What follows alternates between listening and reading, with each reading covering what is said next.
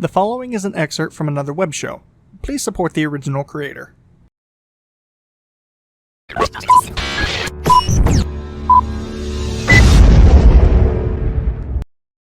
Ladies and gentlemen, our next guest today for Good News Friday, Trent Ortner, from Minnesota, Marine Corps veteran, started working for NPOs as a volunteer, got involved in the Liberty Movement a couple of years ago, started small, but he said after his daughter was born, that was a wake-up call when he asked, what will her life be like?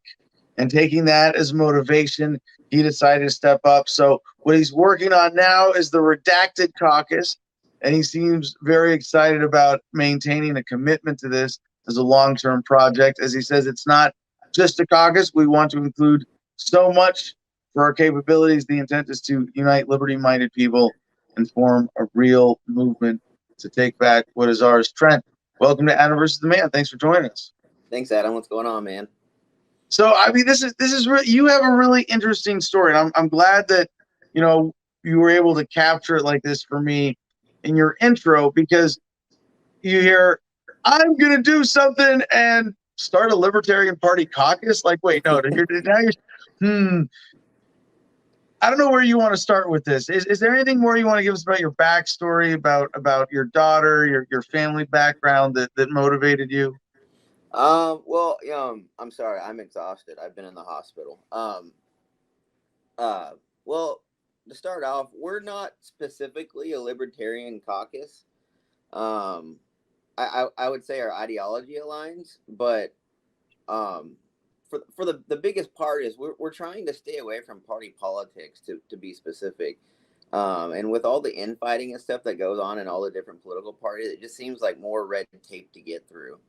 And it just didn't seem relative to what the rest of us wanted to do. So we started with the Liberty Movement, and it began in the Boogaloo movement. But that's where the name Redacted comes from all the people being deplatformed. And so from there, we started building. We built our foundation, got our board together, got all of our staff and our directors, and now we're starting to charter state affiliates. My background, I grew up, which is really odd. I grew up really conservative. My parents are law enforcement, and not one of my parents are, but I grew up. My grandpa was a Pentecostal pastor, so I grew up really, really, really conservative. But when I went to California, when I was stationed out there, I started seeing a different view of stuff, and I got that other side of the spectrum that I hadn't had before. And so just from there, we really just wanted to build something that could be encompassing for people just outside the Libertarian Party as well.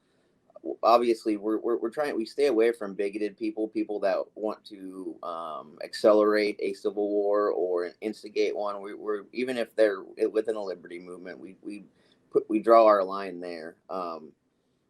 We're trying to achieve what we all want within the Libertarian Party as a smaller government by legal means, get a seat at the table so that we can in a way flip the table over and start over.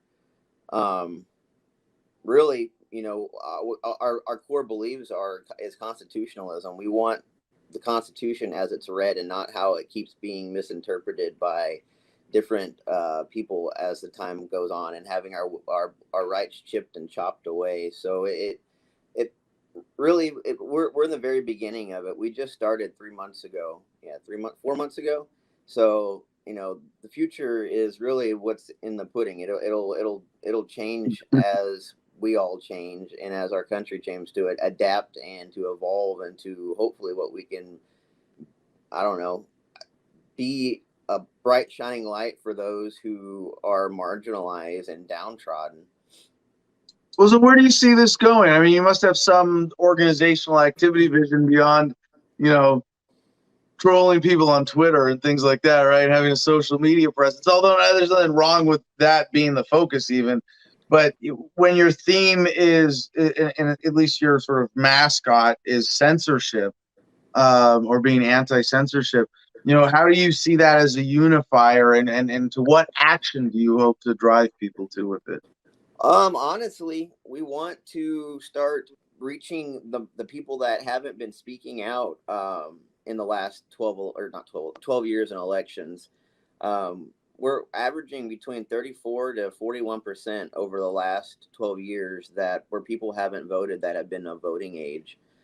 This last election, it was close to 90 million people didn't vote. And to me, we can speak to the people that already believe the way we believe, but we want to reach the people that haven't had a voice and haven't tried to express their right to vote and express their voice. That's the future for us. We want to start bringing in people that have never thought about being libertarian or believing the way we believe. I'm a party member. I absolutely believe in the party. I don't like the way the party politics work and how we're all supposed to be on the same team and people want to tear down each other all the time. No, it's very interesting because a lot of times, especially as Marines, I mean, I don't. You want to give us your quick military resume? I mean, I did almost 8 years, 9 years in the Marine Corps. Deployed to Afghanistan. I mean, that's basically the numbers of it. Nothing crazy. Nothing that many other people didn't do. Sure, no. But what I'm getting at though is people like us in the Marines who we are inundated with a very simplistic work harder, fight harder, conflict mentality, get her done. And what you've created. So when I see a strategy like what you're doing with this, a part of my brain goes, well, where's the part where the rubber meets the road? Where's the fighting? Where's the like? And it's like, no, this is like a propaganda tool for freedom that your team you've created with the Redacted Caucus. That's really just about outreach and communications and creating a branding and a presence online that's fun and satisfying for you. That is a caucus, but it's not a registered or organized or functional as a caucus. It's more like the theme and a branding that you've created as an outreach tool that's sort of like it's a soft touch. It's not like, hey, come sign up for our mailing list and be a part of this and join this. It's like, no, we're the Redacted Caucus and we have fun with this message that's meaningful to us. And hey, we hope that you'll get active and do something with this. And we're in the LP and maybe you'll join the LP. But if not, hey, do something good with the value that you got out of that. And it's kind of a unique niche in the freedom movement activism, and I think it's a great one because a lot of people are more comfortable with that, and it's your project and people who want to help you build this brand that you're creating as a gateway to more material activism, whatever it is. But it's something that you can own and you can use with enthusiasm to connect with people. And so I want to encourage anybody who's watching or listening right now, especially in this COVID era where people are afraid to go out and do, like man on the street videos or sort of, oh, well, I couldn't organize events because it's such a pain in the ass where I live and it's blah. Well, hey, if you want to figure out a way to have a more meaningful voice online, here's one great example. Is that too simplistic a summary of what you're doing with this? No, no, it's not. We honestly, we are. We try to be a boots on the ground type presence. That's one of the biggest parts of us of establishing these state affiliates is to start working on the grassroots and start working with people that are at lower levels and be able to influence the small portions. Go to the areas of the districts that have low voting rates and start raising awareness where people aren't even paying attention to because they're so worried about left versus right. They're not actually attacking the problem where it stands. And to me, that's where our rubber meets road is at the smallest level. We're a national organization and we are registered though. We're a registered PAC and we're a registered caucus. Okay. But we aren't the sole reason behind that wasn't because that we're trying to be something that we're not. We're trying to make sure that the feds can't really get into our business, and it legitimizes our presence. Because I know in the past I've had the FBI come knocking at my door for something that I wasn't even involved in regards to a protest or Mm. anything that's going on. I saw your video with the FBI, so obviously you're a person of interest to them. If you're not a person of interest to the FBI, you must be some kind of boring asshole, right? I mean, to me, that's kind of a badge of honor. I'm like, wow, you guys, I'm not even doing anything really crazy, and you guys are looking at me. Awesome. You're right. I am interesting. I am a person of interest. Thank you for noticing. Uh, well, so Trent, I want to ask you, since you're doing this kind of activism, this is how you've chosen to engage. One of the big existential questions on my mind right now is, where are we going after taking this major step backwards in freedom with the COVID racket, the conspiracy of conspiracies over the last year and a half? I don't know if you have any insight, if your take is more or less aligned with mine on this, or if you want to explain, your background analysis. But is government getting stronger? Is it flailing as it dies? Is it both simultaneously? Should we fight harder than ever? How do you see that? Are we getting some kind of teachable moment? And see, this is why I think, listen up, everybody. This kind of activism might be critically important right now. Just building strong group, organized voices. I mean, like Adam versus the Man is that I have my team behind me doing the show every day, to be doing even just like Twitter activism to reach people right now when there's so much uncertainty and doubt and so many people going, I don't know who to trust, to just be a positive influence on the conversation. And if it's fun for you, you're already wasting so much time online. Structure it, organize it, have a little more Right. effort to it, and you can have a big impact. So Trent, a lot to touch on there. No, I think we're very much on the same page when it comes to that stuff, especially COVID. And my daughter's in the hospital right now for RSV, and there is this huge influx of people that are getting sick from RSV because last year everybody was so quarantined and put away that our immune system hasn't been out actively fighting the germs that we're supposed to be fighting to be able to stay healthy. So what is RSV other than respiratory syncytial virus? By the way, I was going to wait to the end, but I want to say thank you for taking the time away from your family right now at this critical time to join us for this conversation. I know it's been a bit of an ongoing struggle for you. But can you give us sort of a practical understanding, 1 minute explanation of what is respiratory syncytial virus? It operates along the same lines as like bronchitis, where the bronchial sacs kind of fill up with fluid, but it's on a different spectrum from what I've been explained. I've been trying to do research on it, but it just keeps bringing me back to the same points of an upper respiratory bronchial infection or inflammation. It's not even RSV.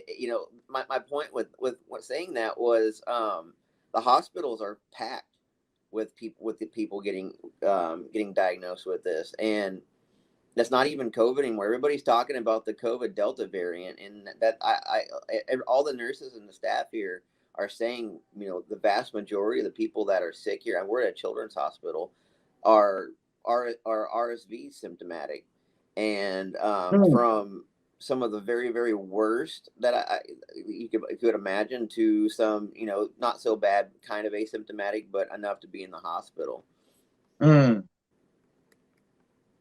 Oh, wait, sorry. So back to the bigger question. Take it away. A response to everything else. What were you getting at with the significance of this situation? Well, so and that goes to like the pandemic or the scamdemic as they make it out to be.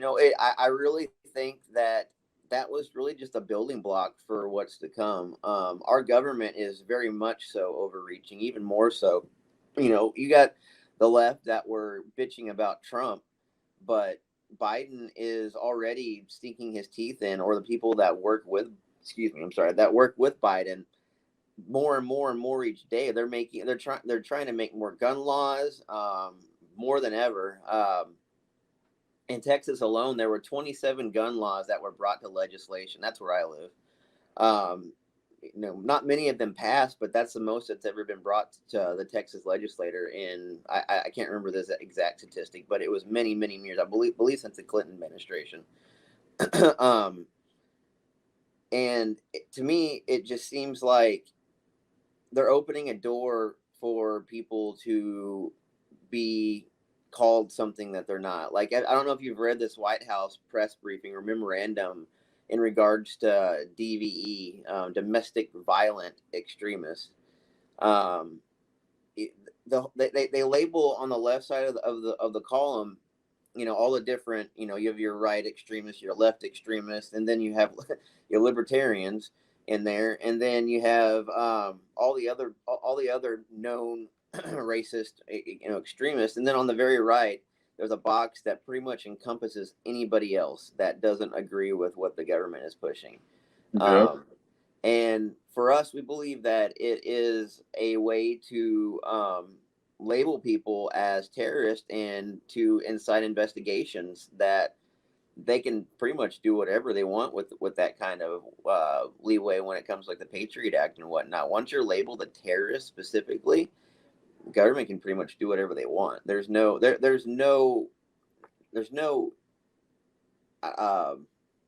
ballpark estimate of what could be even possibly done, as we've seen like in the military. We saw us fighting in Afghanistan for terror No, against hold on. terror. I want to point something out about this. You're very right to make this connection between, hey, they have created this precedent for they can slap a label on you and deny you your rights. Mhm. And terrorist was one example of this, right? They could put you in Guantanamo Bay, or if you're a domestic terrorist.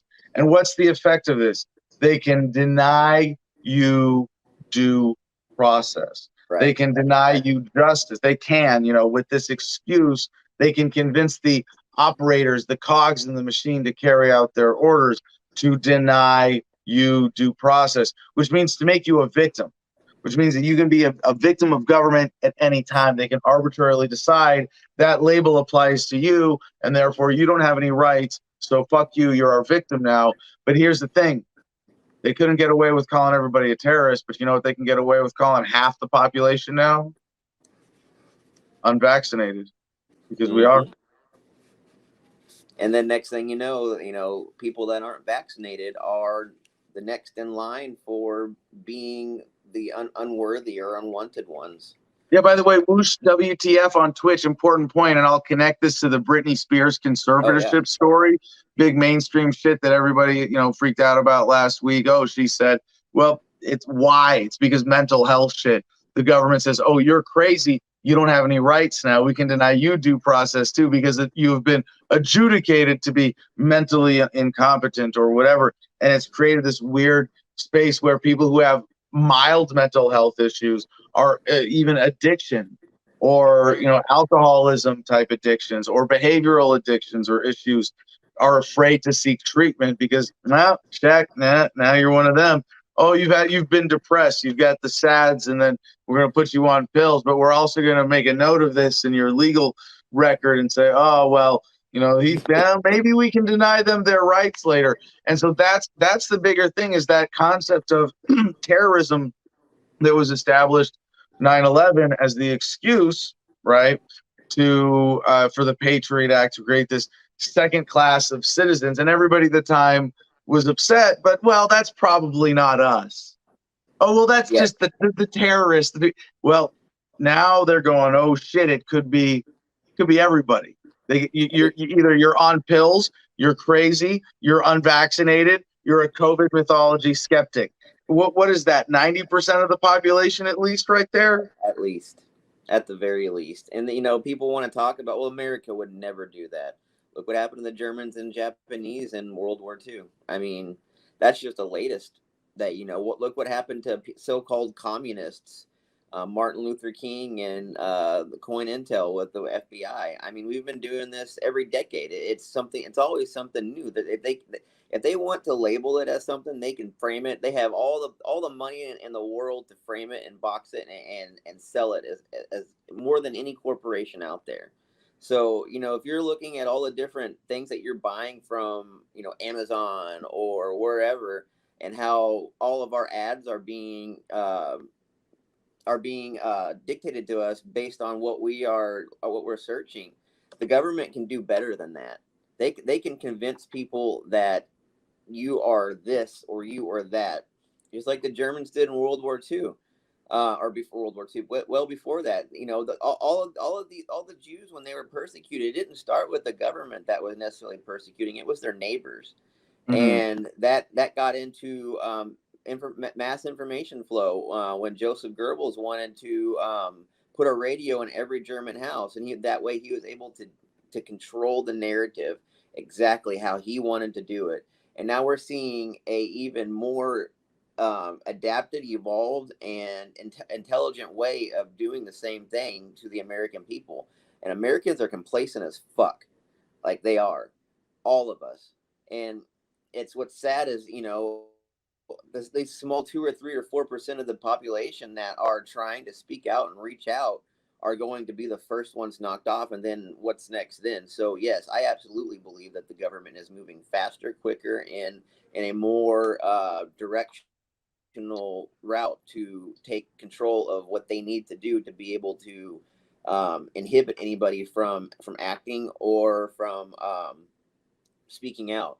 They Well, talk about. hold on. I do want to challenge some of your language there, because I think you're more optimistic than you make it sound at heart. Are you not? I have to be, and to be able to hope for a better future, I have to remain optimist. Yeah. Otherwise, if I didn't have any hope left, I wouldn't be doing this. Yes, exactly. And so I want to kind of point out that while right now it's tempting to say, and I kind of want to correct you on your language without being a dick about it, Okay. Yeah, no, but then when you say like government is doing this or is going to do this, I think we need to be precise with our language and not make those as predictions or present them as inevitabilities, because we see governments working towards those things, right. or just test ballooning, right? It's a lot of times it's, well, the government is thinking, well, we want to get away with as much evil shit as they can. Let's talk about all the evil things that we could do and see which one they have the least negative response to, and we'll pursue that. And that's one of the reasons it's important to speak out and to put that public opinion limit when government is always pushing, can we get away with this? Can we get away with this? Can we get away with that?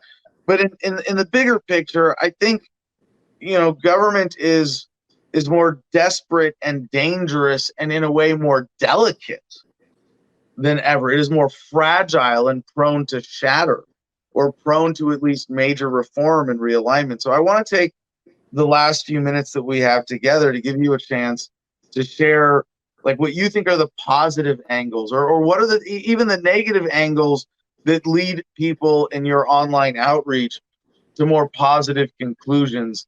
For example, hitting people with COVID data. I'm not saying that's it, or pointing out this hypocrisy or this contradiction. What are the opportunities that you see in the work of the Radical Caucus and other, online messaging activists? The Redacted Caucus.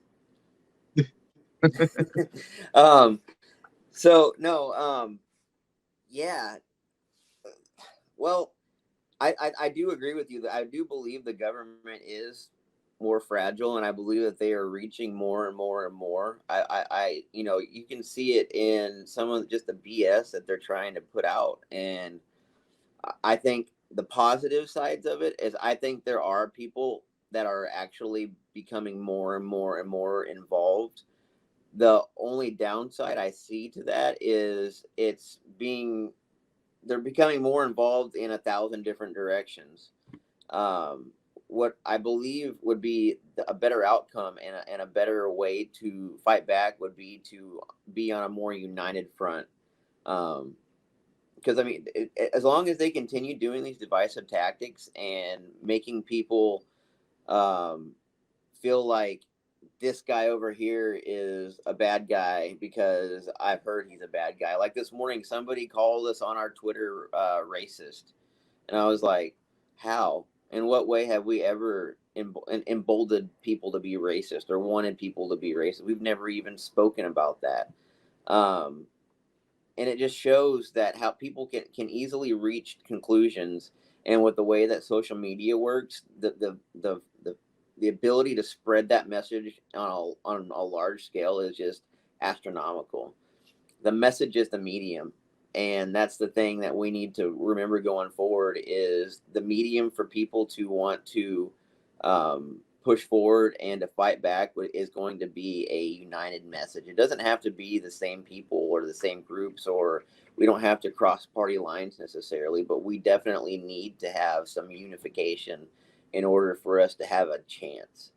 Because yes, I believe it's the fourth or fifth most guns with us in the world as far as the citizens go, which is great. That's a huge start. We can beat F-15 and nukes. Look at Afghanistan for the past 20 years, and look at Iraq. I mean, they those people for the most part have the education level of like a sixth or seventh grader when it comes to actual institutionalized or modern education. Um, I think that, and we think that it is really important for people to stop drawing conclusions about other people and other groups and focuses to being something that they don't like because it is something that is endangering their power or it takes away from their base, or they need to start working together and coming together. I that's one going back to my original point. That's one of the biggest problems I've seen in the LP is you have so many different people with all these different great ideas, and nobody wants to focus energy on these ideas. They just want to take them singularly and focus on them by themselves. Any advice for someone who's looking to amplify their voice and have that role online? Yeah, I mean, honestly, like I said, we try to be more boots on the ground. We just started our Twitter account not too long ago, and we are, you know, constantly trying to reach people. So I think, like I said, the message is the medium. You want to portray a message that is going to attract people. You want to, like you were talking about, honey draws more flies than a lasso, as I stated. That's an inside joke for reference to an earlier text conversation between me and friends. So I mean, you gotta put the honey out there, and you gotta show people like, hey, look, this is what we're about. Forget the name, forget the identifier, forget who we are. Listen to our message and what we have to say, and like what we're trying to push. Yes. All right. Well, the best way to connect with you guys, is there anything other than Twitter right now that you would want to advertise? We got that link on screen. Show that up here. So it's at Caucus Redacted on Twitter. Trent, anything else? Well, I would say with Facebook and Instagram, but we just got banned from them again. So it's looking like Twitter's going to be our focus. We're trying to start doing some informative TikTok videos. We're still getting the ball rolling on that. It's got a huge market and people pay attention to it. So if we can put some meaningful messages behind it instead of just being a bunch of bullshit, that's something that we're trying to do too. And you can always reach us there. I will always reply back to you. I always will reach out. If anybody has any wants or needs when it comes to activism in your community, reach out. We are more than welcome. Anybody has any problems, things that they want to address, we're handling gun charge cases right now in regards to and another one that we have going on too in regards to people's rights being infringed upon at a direct level in sanctuary states and counties on that. And so yeah, if you want to learn, if you want to do, we're definitely not the best, but we definitely have the most spirit. Awesome. Trent, thank you so much for joining us and for taking the time while your daughter's in the hospital. Tell her we send our love and best wishes in navigating what she's dealing with right now, and to your whole family. Thank you for joining us. Yeah, thank you, brother. Take care, everyone. Raw. All right. Let's get Joey back up here for a second. Joey, I need some more COVID vitamins.